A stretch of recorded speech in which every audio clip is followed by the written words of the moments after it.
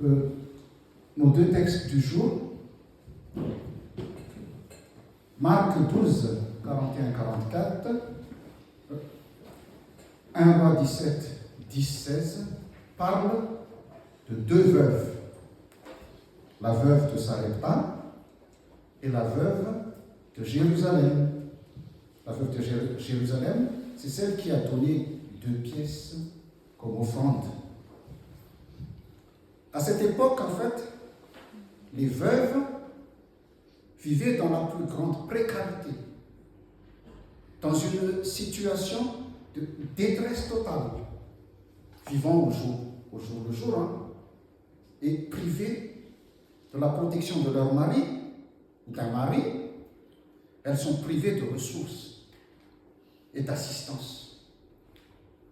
Les veuves appartiennent à la catégorie sociale des plus pauvres. Raha dika amin'nyfitentsika malagasy zany zany hoe olona maty fady zany tamin'izany fotoana zany dia lasa 4 izy tsika. Lasa 4 rehefa maty vady ny vehivavy tamin'izany fotoana zany dia lasa ohatran'ny 4 tena farany ambany indrindra eo amin'ny fiainana. Ces deux femmes ont un point commun. Elles ont donné, malgré leur situation, elles ont donné ce qui leur restait pour Dieu. Et nos 3 textes du jour, le point commun entre nos 3 textes du jour, c'est le sacrifice, le don et l'oubli de soi. La veuve de Sarepta a donné tout ce qu'elle avait. La veuve de Jérusalem a donné les 2 pièces qui lui restaient. Et Jésus a donné tout ce qu'il a de plus précieux pour nous, sa vie. Il y a un don, il y a un sacrifice. Quand Jésus se mit à côté du tronc, dans le temple, vous allez enfin à Tazarat, pour Jésus, la veuve qui a donné les 2 pièces qui lui restaient a donné plus que les riches. Parce que les riches ne jouent pas leur vie dans leur don, en fait. Les riches n'ont donné que leur superflu. Alors que cette femme donne tout ce qu'elle a. Tout ce qu'elle avait, elle a donné. Si on veut dire l'enseignement de Jésus, ici en fait c'est ce qu'on appelle, Jésus procède par ce qu'on appelle un raisonnement par l'absurde.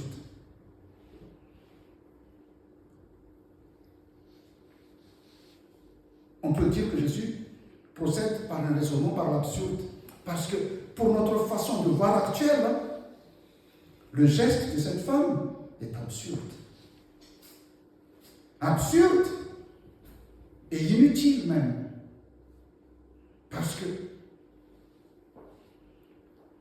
les 2 pièces de monnaie de bronze qu'il a données, cette pièce-là, à l'époque, ça s'appelle la lepte. C'est la pièce, la plus petite pièce, une pièce à 1 centime. Donc elle a donné 2 pièces de 1 centime. Donc absurde et inutile parce que nous pensons que 2 pièces de monnaie, 2 pièces de 1 centime ne changeront rien dans la trésorerie du temple. Peut-être que la femme est 1 centime manakrouté. Je ne sais pas qu'est-ce qu'ils disent. Je sais pas. Je vous laisse imaginer, peut-être. Je ne sais pas. Mais en gros, on pense que ça ne changera rien en fait dans la trésorerie du temple. Et absurde aussi parce qu'il enlève le peu qui reste à cette femme. C'est tout ce qui lui restait, mais elle a donné. Le peu qui lui reste pour vivre.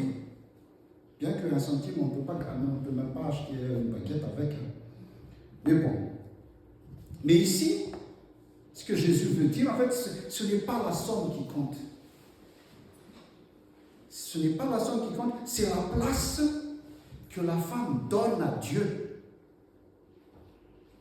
Elle lui donne la première place dans sa vie. Son don va au-delà de la somme déposée. Son don va jusqu'au don de soi. En fait, ici, Jésus fait remarquer que les riches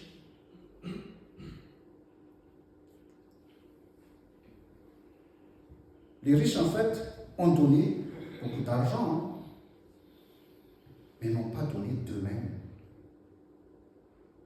Ils ont déposé le surplus, ce qu'ils avaient en trop.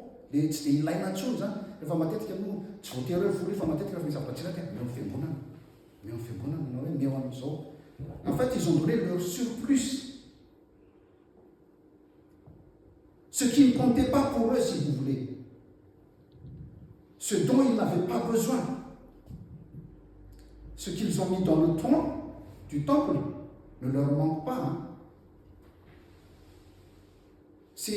Pour eux, c'est juste un geste de devoir et non un don, ni un geste de reconnaissance envers Dieu. C'est juste un geste de devoir ou un geste légaliste en fait, parce que je donne pour que les gens me voient que je donne. D'ailleurs, le pasteur Amakrezé, il a dit pourquoi les gens ils ont tellement du mal à donner à l'Église. Surtout nous les protestants, hein, parce que nous, les protestants et les malgaches aussi, nous n'avons pas la plupart du temps cette culture du don. Il y a un existe ça. Afangaron'ny olona ny rakitra sy ny vidim-pidirana. En fait, afangaron'ny olona ny rakitra sy ny vidim-pidirana satria izy rehefa manome rakitra ny olona dia ils veulent quelque chose d'immédiat. Ils veulent que ça leur rapporte quelque chose immédiat. Ohatrany hoe mijery spectacle izy dia mila fahafahafo direct. Et les gens, ils ont du mal à donner à l'Église.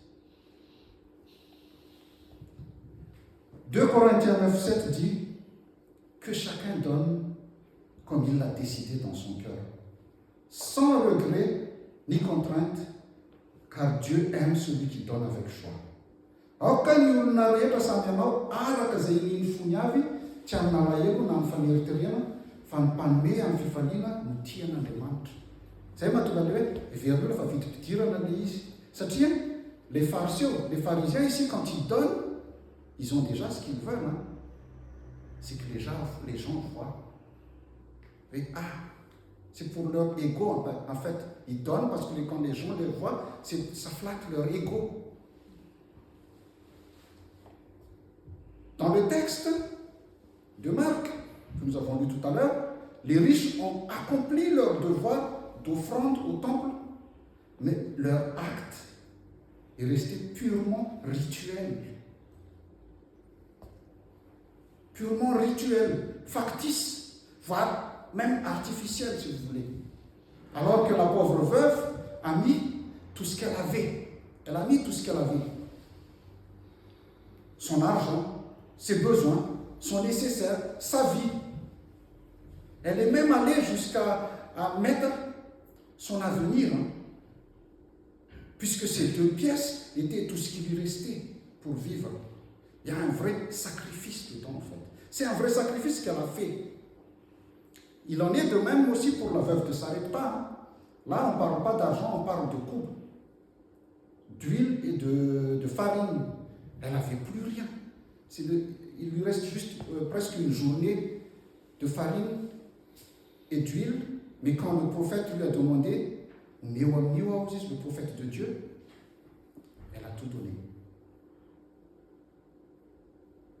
Elle a tout donné. Alors, maintenant, famille, non.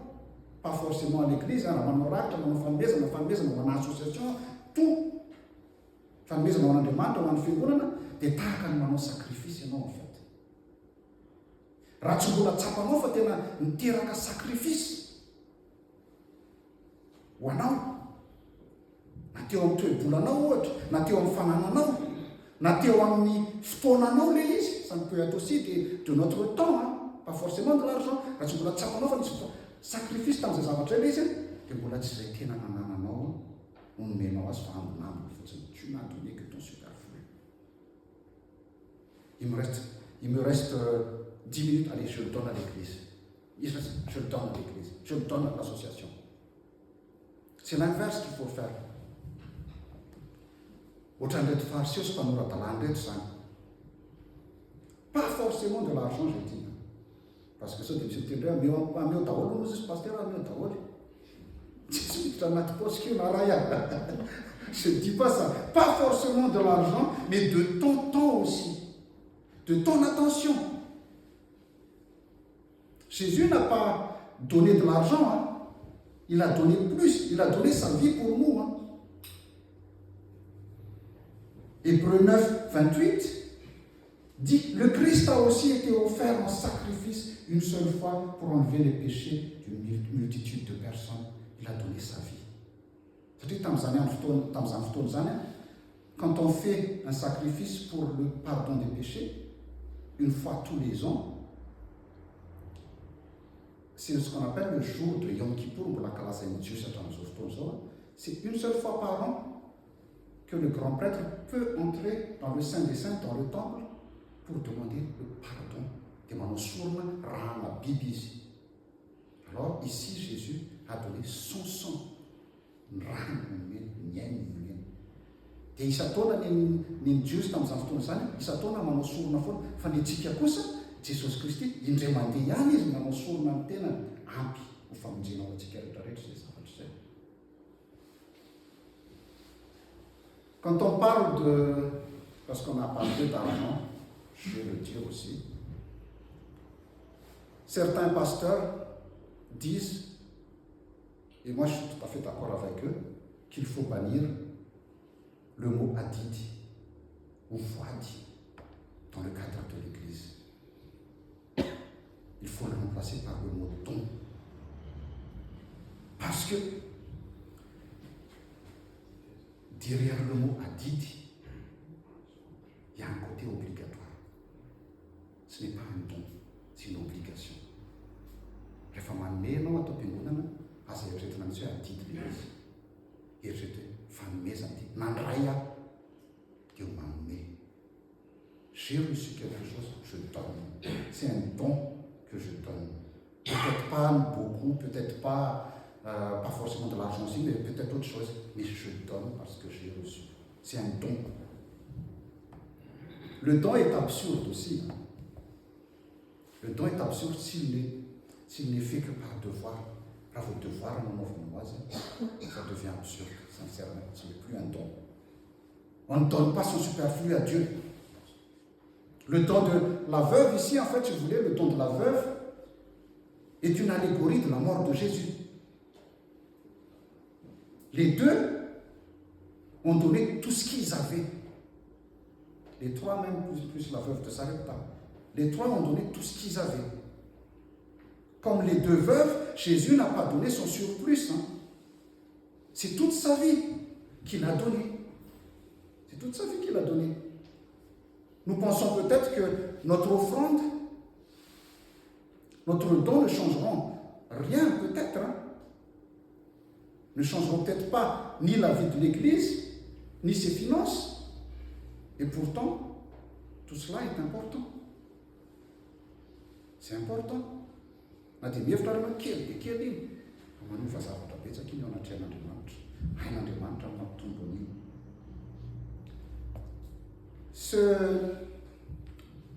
Cette culture du don, en fait, c'est ce qu'on nous a enseigné pendant 3 jours, pendant le synode.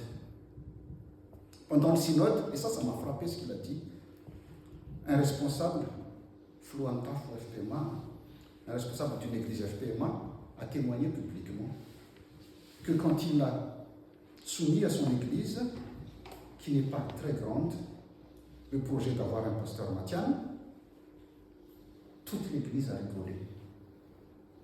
Mes amis, les gens vous prenaient pour des fous. Ça tient la télé, c'est la notion de souscription.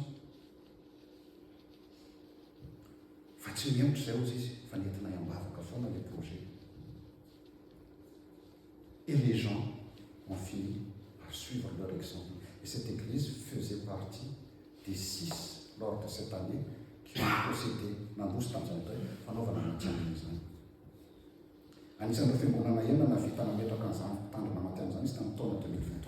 En fait, ce qui empêche les gens de donner, c'est quoi? C'est la méfiance. et le manque de confiance.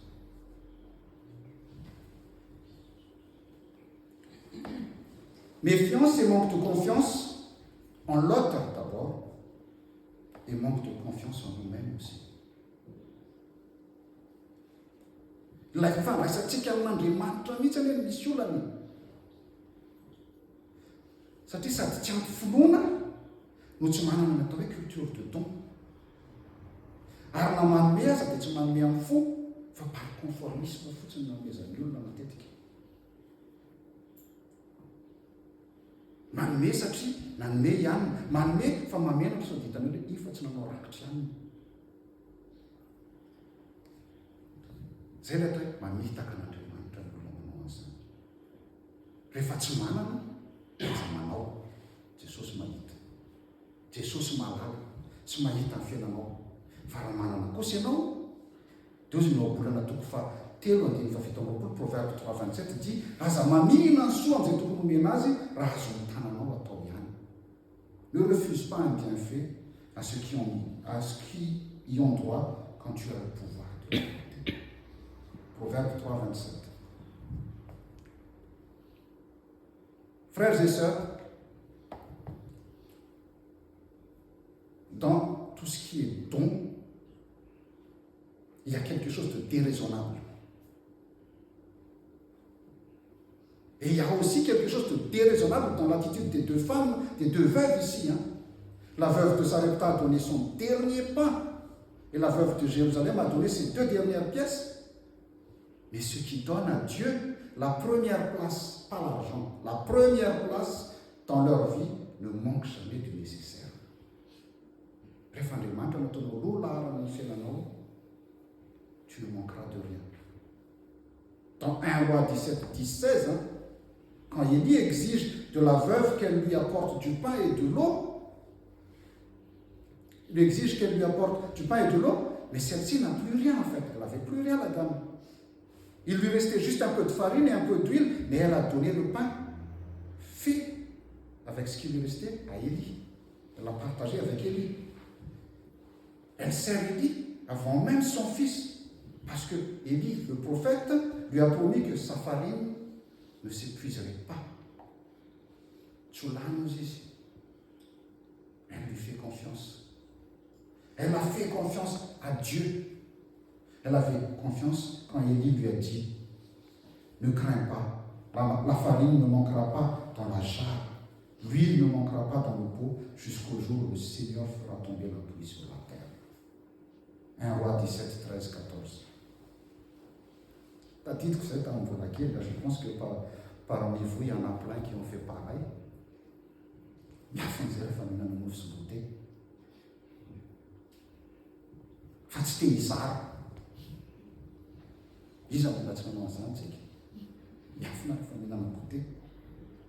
Le pain ou l'argent qui nous reste, et peut-être ce qu'il nous faut pour survivre, mais c'est aussi le pain ou l'argent qu'il faut à notre cœur pour vivre le partage et le don. En fait, qu'est-ce que nous sommes prêts à donner pour Dieu? Notre temps,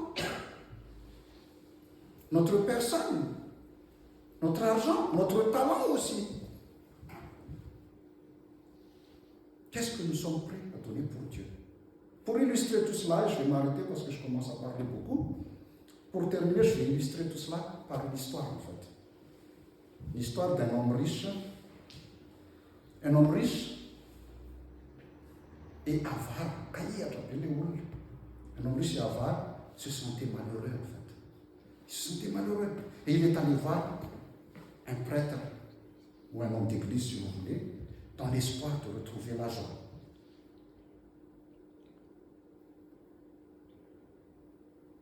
L'homme d'église l'amène devant une fenêtre. Il lui dit, regarde et dis-moi ce que tu vois. Et le riche répond, je vois des gens qui vont et qui viennent. Par la suite, l'homme d'église lui tend un miroir et lui dit, dis-moi ce que tu vois. Sen Jephthah dis-moi ce que tu vois. Et le riche répond, je me vois moi-même. Si je suis Jephthah,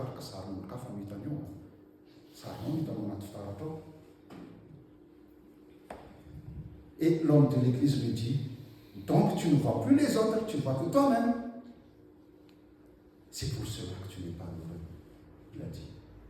C'est pour cela que tu n'es pas heureux, tu ne vois que toi-même. Moralité de tout cela, frères et sœurs.